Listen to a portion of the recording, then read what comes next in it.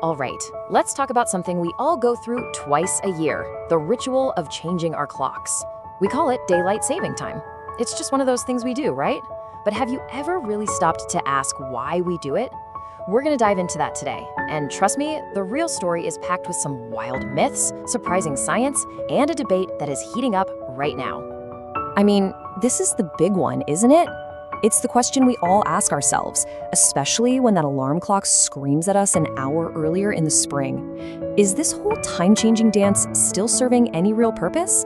Or are we just stuck in a tradition that's, way past its expiration date? To get to the bottom of it, we actually have to go back in time, way back, about a century to be exact. Because, and this is the key, the reason we started messing with our clocks in the first place has pretty much nothing to do with our lives today and everything to do with a world at war. So check this out. It all kicked off in 1916. Germany needed to save coal for the war. So boom, daylight saving time was born. The US jumped on board a couple of years later. But what's really wild is that even as the world changed completely, the main argument never did. In 1966, and even as recently as 2005, the reason was always the same. It's all about saving energy. It's literally a wartime idea that just never left. So that leads us to the million-dollar question. Or I guess the $9 million question, as you'll see in a minute. Does it actually work?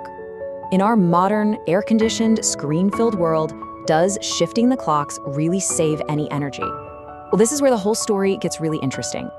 The logic seems totally sound, right?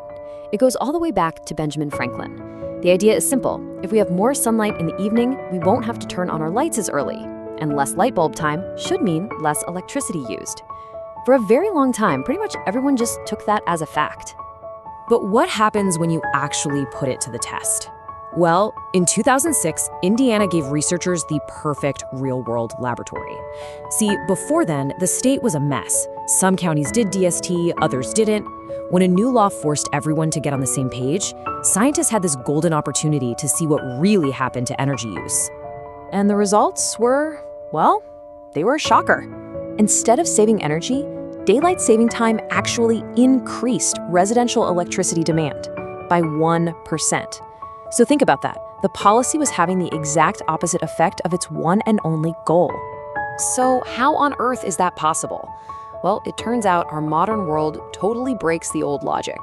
Sure, we save a tiny bit on lighting in the evenings, but that little bit of savings is completely wiped out, and then some, by two much bigger things.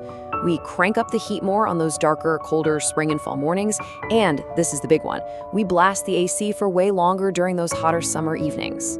And that 1% really adds up. For households in Indiana alone, it came out to an extra $9 million a year in electricity bills. Not exactly the big savings we were all promised, huh? Okay, so the whole energy saving argument is pretty much busted. But what about that other story? You know, the one we all heard growing up, that we do it for the farmers. Is there any truth to that one? This is the best part. Not only is that story a myth, it's the complete 180-degree opposite of the truth. As this quote from some serious researchers makes clear, farmers have never wanted this. In fact, they've been one of the biggest groups fighting against it for 100 years. And the reasons make perfect sense when you stop to think about it. You can't just tell a dairy cow, hey, we're on a new schedule now. Their bodies run on a natural clock. Plus, farmers have to coordinate with markets and delivery trucks that run on strict clock time. So losing that hour of morning light can mess up their entire day. So let's recap. It doesn't really save energy, and it's definitely not for the farmers. So what is it doing? Well, the conversation is now shifting to something way more important. What this is doing to our health. And it all comes down to this one thing, your circadian rhythm. Just think of it as your body's master clock. It's been fine-tuned over thousands of years by the rising and setting of the sun. It controls when you feel sleepy, when you feel hungry, and it absolutely does not like to be messed with. Honestly, this is the best way to think about it. Forcing our internal clocks to suddenly shift an hour twice a year is basically like giving the whole country a dose of jet lag. It throws our biology completely out of whack with the actual time on the clock. And this isn't just about feeling a little tired for a day or two. The health risks are serious. Scientists have found a real spike in heart attacks and even fatal car crashes right after we spring forward. And over the long run, there are links to major issues like obesity and stroke. This is serious stuff. So what's the healthier way to go? Well, according to sleep experts like Dr. Zeitzer at Stanford, our bodies crave morning light. It's what sets our internal clock for the day and keeps us healthy. That means permanent standard time, with its brighter mornings, is much more in sync with our natural biology. And the payoff for making that switch could be huge. One study from Stanford estimated that if the US moved to permanent standard time, it could lead to 2.6 million fewer cases of obesity. Just let that sink in. A simple change to our clocks could have a massive impact on public health. Okay, so with all of this evidence piling up, it's no surprise that a huge debate is raging. We're basically caught between wanting more light in the evening for fun and commerce, and what science says is actually good for our bodies. So where do we go from here? It really boils down to two options.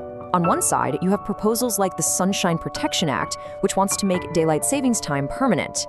The argument is it's good for business and recreation. On the other side, you have basically the entire medical community saying, whoa, hold on, permanent standard time is the only choice that actually aligns with our health. And while this debate goes on, the clock, well, it literally keeps on ticking. Looking ahead to 2026, the schedule is already on the books. Millions of us across North America and Europe are still set to do the time change shuffle, showing just how complex this whole issue is on a global scale. So that brings us right back to where we started.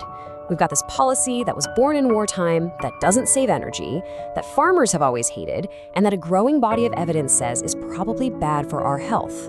When you lay it all out like that, maybe the question isn't which time we should choose, but whether it's finally time we stopped fighting the clock altogether.